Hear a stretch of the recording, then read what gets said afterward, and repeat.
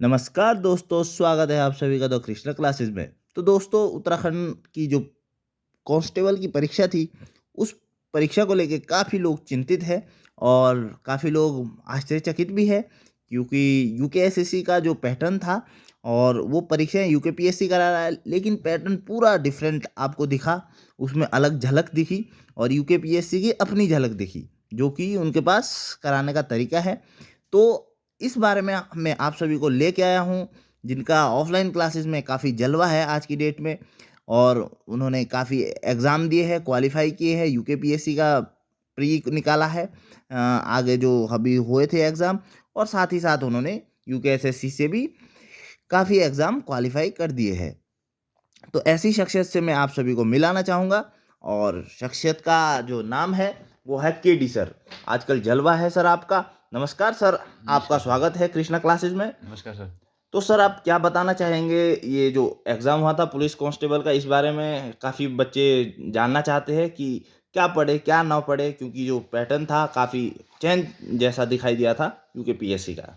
Sir मैं यही कहना चाहता हूँ बच्चों से कि आप सबसे पहले तो धैर्य रखें। ज़रूरी नहीं जो पैटर्न आपके पास अभी डाला गया कि वही पैटर्न दोबारा से रिवाइंड हो जाए। बिल्कुल, ये जो सर ने कहा ये बहुत अच्छी बात की, क्योंकि जो ये एग्ज़ाम था शायद ये 12th स्टैंडर्ड 12th का था स्टैंडर्ड का था, और पटवारी का ग्रेजुएशन लेवल ग्रेजुएशन का आना लेवल है। पे है। तो सर ने और बहुत अच्छी बात इसमें बोली है। ज़रूरी नहीं है कि आप हाँ, इतना बोल सकती हैं आप करंट से रिलेटिव जितने भी उत्तराखंड के मुद्दे हैं, वो चाहे राज्य स्तर पर हो, चाहे राष्ट्रीय स्तर पर हो, उसको विशेष करके फ़ोकस करके चलिए और साथ जी, में जो रीज़निंग जो यहाँ के जो ज़्यादातर छात्र जितने मैंने देखे हैं कोचिंग संस्थान में, वो चाहे तो मेरे से दोस्त हो, चाहे कलीग्स हो, चाहे मेरे स्टूडेंट हो।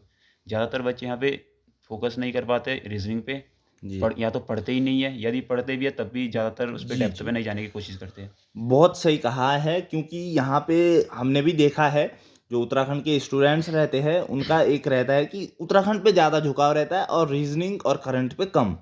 तो यूकेपीएससी ने इस बार रीज़निंग और करंट को ही अपना हथियार बनाया हथियार है। बनाया है बिल्कुल, और यहाँ से लगता भी है मेरिट ज़्यादा हाई नहीं जाने वाली, एवरेज रहने वाली है, जो यूकेपीएससी का अपना मकसद है। बिल्कुल, बिल्कुल। और इस पे ज़्यादातर आपने जैसे देखा होगा कि इसमें जो ज़्यादातर क्वेश्चन उत्तराखंड के जो पूछे गए थे, हिस्ट्री को इतना महत्व ना दिया गया है और लोक सेवा आयोग जितने भी मैंने क्वेश्चन दिए हैं, चाहे तो उसका अपना चाहे फ्री हो, लोअर पीसीएस को, चाहे अपर पीसीएस का फ्री हो, उसमें भी कहीं न कहीं जो लोक सेवा आयोग क्वेश्चन पूछा, ज़्यादातर झुकाव उसका रहता है उत्तराखंड के जो पॉलिटिकल पॉलिटिकल इश्यूज़ है और उत्तराखंड के जो ज्योग्राफिकल जो एरिया हो, चाहे तो उत्तराखंड के वन हो, वन क्षेत्र हो, नदी हो, चाहे झील हो, चाहे कुंड हो, ताल हो, ग्लेशियर हो।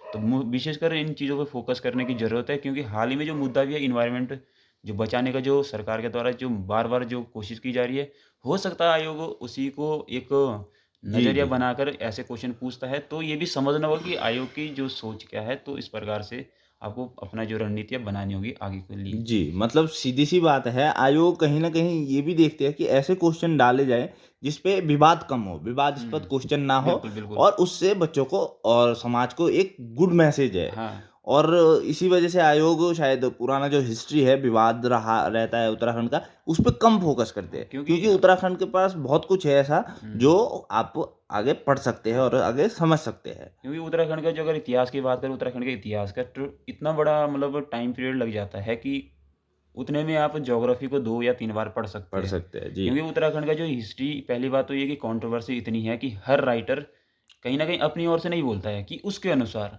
अपने आप नहीं मान पाता है वो कि वास्तव में जो डेट है, वास्तव में जो इसका जो टाइम पीरियड है, वो ऑथेंटिक मिल ही नहीं पाता, जिसके कारण आयोग मैं मान सकता हूँ कि जी, जी। आयोग उस चीज़ से भी बचने की साक्ष्यों कोशिश का करता है। अभाव है। हाँ, जी, ये जी। बिल्कुल जितनी भी मैंने आज तक किताबें पढ़ी है, तो कहीं पे भी स्पष्ट जानकारी मतलब अभाव ही देखा गया, क्योंकि इतना जो यहाँ पे जो लिपि का विकास या फिर जो रिसोर्स है इतना मतलब पहले जी, से सर। नहीं गठित किया गया है या फिर एकत्रित नहीं किया गया है, जिसके कारण यहाँ पे आज की डेट में इतना ज़्यादा रिसोर्स नहीं मिल पाता, इसलिए आयोग भी शायद से तभी ये क्वेश्चन कम पूछे जाते हैं उत्तराखंड हिस्ट्री से। मतलब कुल मिला के हम यही देखेंगे कि हिस्ट्री बच्चा ना पढ़े, ये नहीं बोलेंगे, लेकिन हिस्ट्री कम से कम रखे। जितना आपने अभी तक पढ़ा है 3-4 साल में, आपने बहुत हिस्ट्री पढ़ा है उत्तराखंड का, और इस पे कम फ़ोकस करके आप किसकी तरफ झुके, रीज़निंग और साथ में करंट हाँ, और ज्योग्राफ़ी। हिस्ट्री का अगर मैं बात करूँ, हिस्ट्री कहाँ से पढ़ना, कहाँ से नहीं पढ़ना, जितने भी आपने कंट्रोवर्सीज़ जो आपके उत्तराखंड के जो वंश है, उत्तराखंड की जो चीज़ें हैं, उसको छोड़ते हुए चले तो बेटर होगा। क्वेश्चन अगर आपका जो नया सिलेबस चाहे तो कनिष्क साई का भी देखें तो लोक सेवा आयोग ने पहले ही बोला है कि हम हिस्ट्री से ज़्यादा 6 क्वेश्चन पूछेंगे। तो 6 क्वेश्चन में से भी अगर आयोग का पैटर्न की बात करें तो कहीं न कहीं जो हिस्ट्री पूछा है, वो भी कहीं न मिडीवल या फिर मॉडर्न टाइप की जो जो उत्तराखंड का जो टाइम पीरियड है, उससे ही ज़्यादा पूछता है क्योंकि वहाँ पे वास्तव में जो साक्ष्य प्राप्त हुए हैं।